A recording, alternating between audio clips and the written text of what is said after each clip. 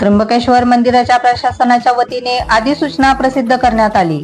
या कालावधीमध्ये भाविकांना पहाटे 6 ते रात्री 10 वाजेपर्यंत दर्शनाची व्यवस्था राहणार आहे आणि रात्री 6 ते रात्री 8 वाजेपर्यंत प्रोटोकॉलनुसार येणाऱ्या व्यक्तींना व्हीआयपीचे दर्शनाची सुविधा राहणार असल्याचे अधिसूचनेत नमूद करण्यात आले आहे।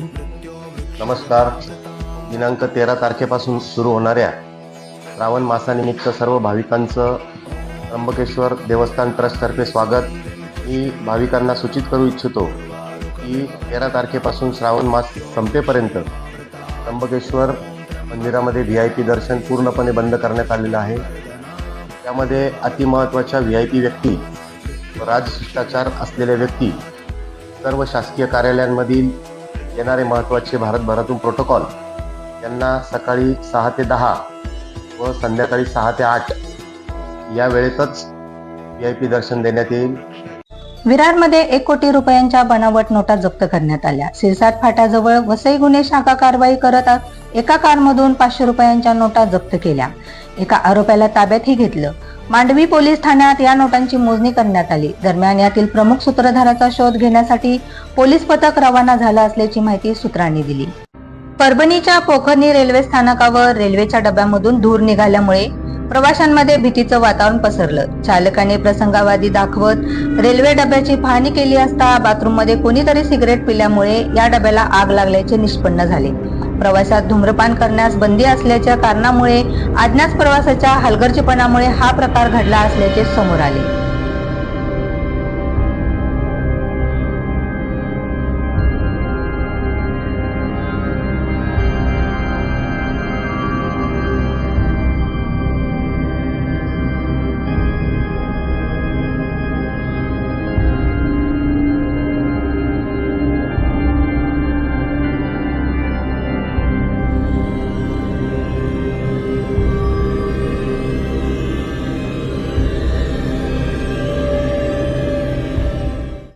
मुंबईतील घाटकोपरच्या चिरागनगर परिसरात गोसिया चाळीजवळ पहाटेच्या सुमारास दरड कोसळण्याची धक्कादायक घटना घडली।